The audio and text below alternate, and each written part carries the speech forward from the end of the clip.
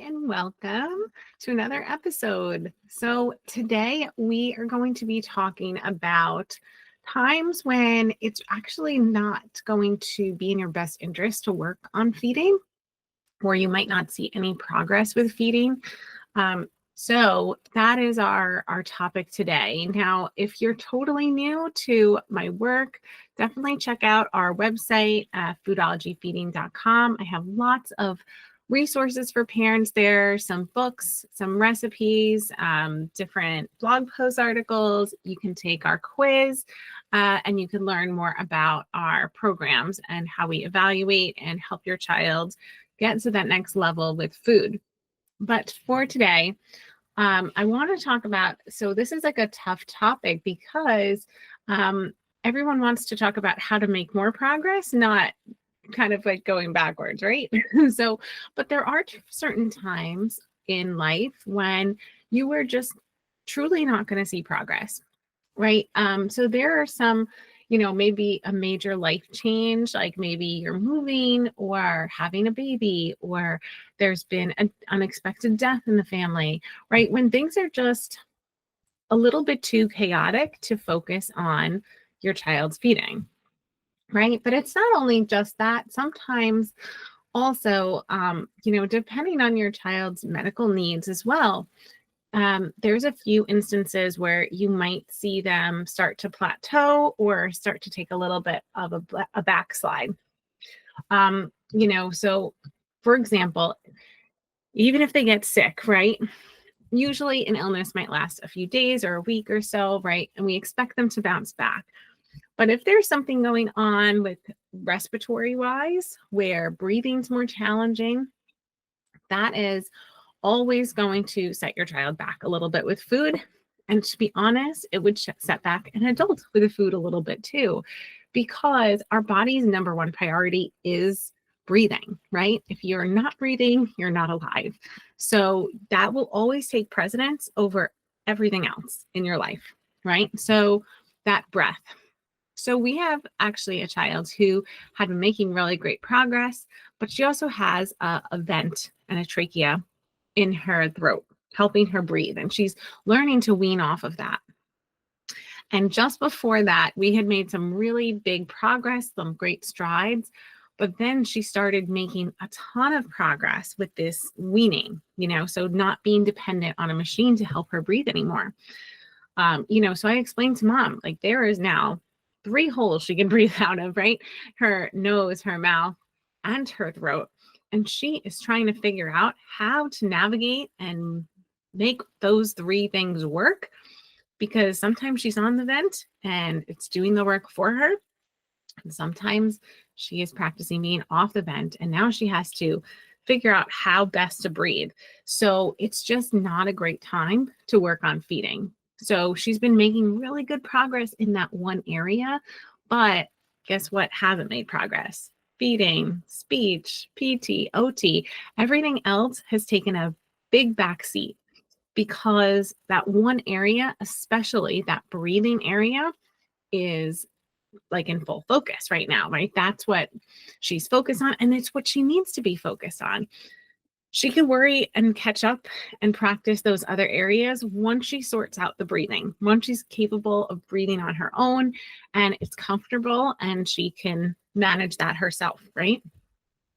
But you can also kind of apply this in other ways, right? So sometimes when kids are getting maybe multiple therapies at once, you might start to see a lot of progress maybe with their physical therapy. Maybe they were really struggling with that, and all of a sudden you see them start to excel. But then it's like all of a sudden maybe their feeding might backslide. And you're like, what's going on? We were doing so good. But remember, it's really hard to make progress in many different areas at the same time. So think about that. Also think about what else is going on in their life. Is there another area that is their primary focus right now that might make other things that were making progress? It might kind of just sort of hold them up a little bit.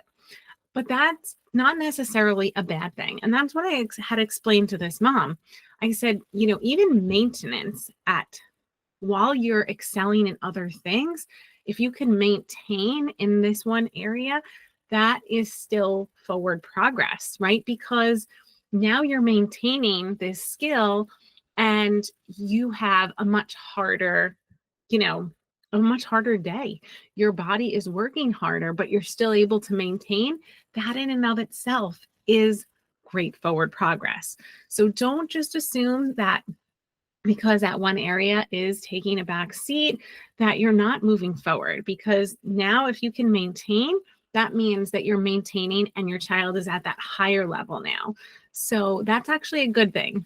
Now, even if you see a little bit of a regression, just know that it might be because that other thing going on in their life is sort of taking up their energy and their time. So I just want you to understand that, which will, I think, give them some grace and give you some grace, because, it's okay to, we don't have to be perfect in every area every day. That is just too much pressure for everybody, right? So in these times, my tips for you are to focus on just getting through it. Honestly, that's survival mode. Like, that is okay. Focus on like small, manageable wins.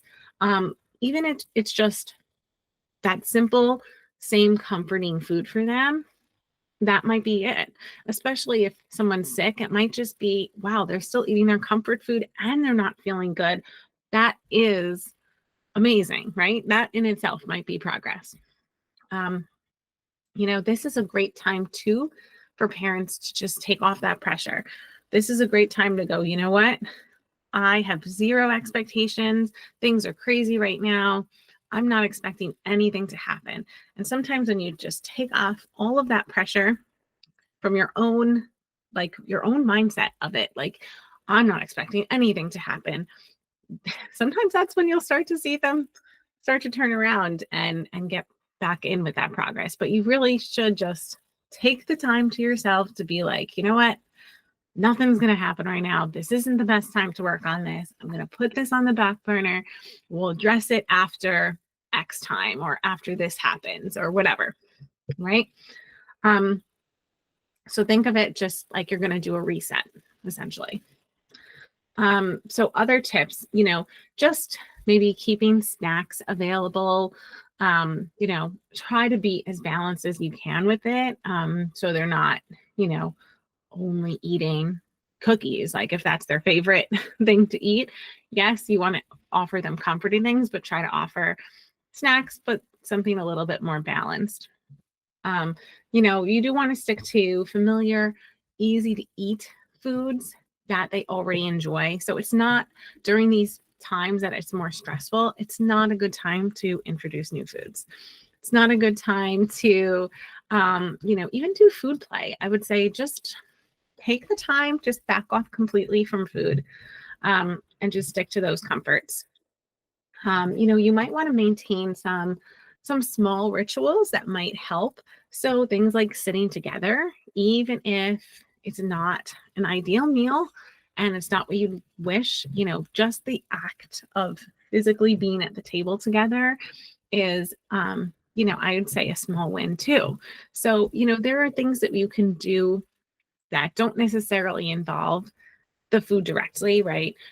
You could still do things like playing games with food, like those. I have that list of different board games and activities that you can do that might sort of have food in the topic, but it doesn't require any actual eating in the kitchen at the table with food, right?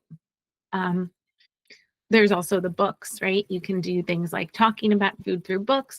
So you can sort of in a roundabout way, keep in touch with this topic without making it a priority. Okay. So, those are my tips. I mean, life happens. Kids are going to get sick. Emergencies are going to come up. Major transitions will happen at some point, and, it's okay, but just know and almost expect it that, oh, something's probably going to take a back seat. Something's probably going to go a little bit backwards. And, when you know that's coming and it's not so unexpected, I find it's just much easier for parents to for you to deal with, really. I mean, because it's not, it's par for the course, right? It's like, oh, I knew this was going to happen. Like, we moved our entire life across the country.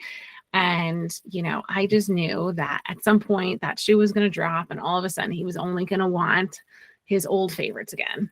It doesn't mean that they're never going to go back to where they were. It just means that you might need some time to adjust. And remember, a big piece of feeding is those feelings of safety and connection and comfort. So I'd say my biggest tip is to get them back to where they were after that period of time is sort of, maybe things are more settled, and you're like, okay, now we're ready to see that progress come back. We need those foods to come back into our diet. What do I do? How do I get them back into it? It's going to be that connection, that trust, those feelings of safety, that when your child has that, that's when they're going to start to feel more comfortable with food again too, because that's like that prerequisite for eating food. And if eating food for them was hard before, they're still going to need that to go back to where they were, right? So, whenever you're in doubt, I think the best things you can do during those periods are just spending as much one-to-one time together as you can, taking off the pressure with the food completely, just that one-to-one, uninterrupted, undistracted time where you're just connecting with your child. And I think that will lead to them returning to their previous level much faster. I don't think anything will help them do that faster, actually, than that connection and trust that you have with them. So, during those turbulent periods, that's what I would focus my time and energy on, not the food, the trust and connection piece. And it'll come with the food when they have that solidly, when they feel that solidly. All right. So I hope this helped. And we will see you again next week for another episode. If you do want more help with your child, and you feel like you need guidance and direction, you can come to our Unlocking Mealtimes program, and, we're happy to evaluate, assess with our roadmap, give you that direction. And then we do our ongoing guidance with you every month to make sure you're on track and you're learning exactly what to do, what to say, what not to do, how to present foods, things like that, what order to do everything in.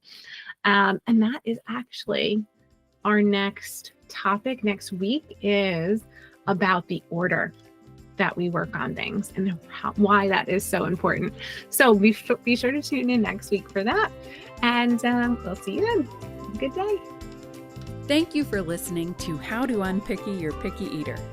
To learn more about achieving your child's feeding goals, check out Christine's website at foodologyfeeding.com. And be sure to tune in next time to How to Unpicky Your Picky Eater.